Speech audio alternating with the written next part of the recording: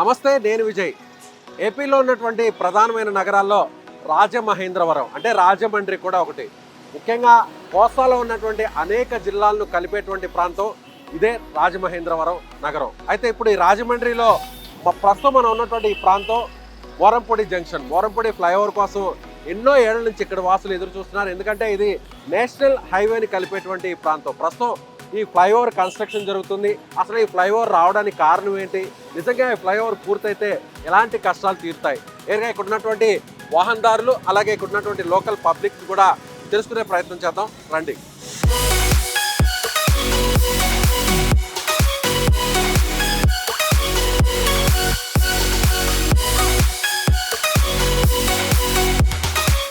రోజు ఇక్కడ ట్రావెల్ చేస్తుంటారు. నిజంగా ట్రాఫిక్ ప్రాబ్లం ఇక్కడ? ట్రాఫిక్ బాగా ప్రాబ్లం.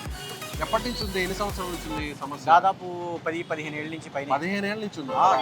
మరి ఇన్ని రోజులు ఎందుకు ఫ్లైఓవర్ రాలేదంటారు? రాలేదండి, ఎంపీ భర్త గారు వచ్చారు, ఇప్పుడు తీసుకొచ్చారు ఆయన కేంద్రం నుంచి పర్మిషన్ తీసుకునేది. ఏంది ఫ్లైఓవర్ వల్ల ఉపయోగం ఉందా? ఉపయోగం ఉందండి.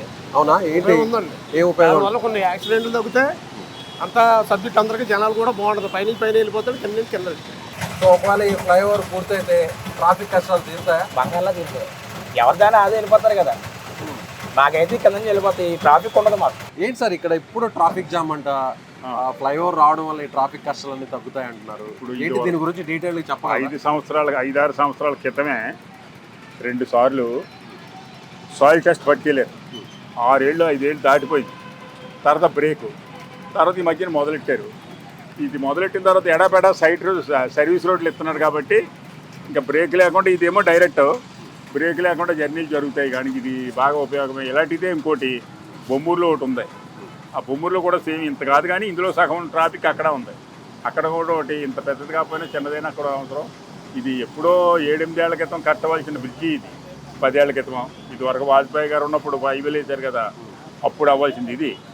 ఇన్ని సంవత్సరాలకు ఇప్పుడు ఎవరి వల్ల ఇది రావడం జరిగింది? ఇది హైవే కదా, ఇది సెంట్రల్ గవర్నమెంట్. ప్రతి రూపాయి సెంట్రల్ గవర్నమెంట్తో అనుకుంటున్నాను నేను.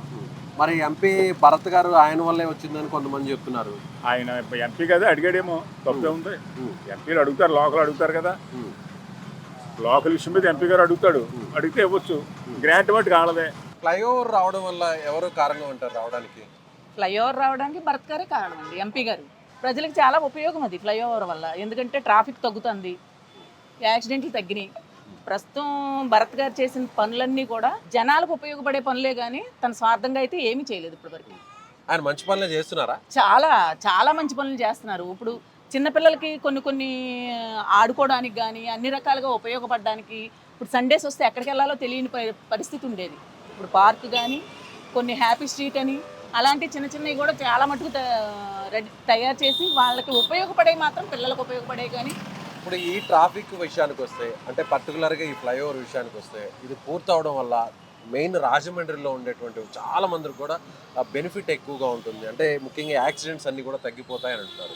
నిజంగా ఆ పరిస్థితి ఉంటుందా? జరిగింది సార్, నిజంగా జరుగుతుంది కూడా.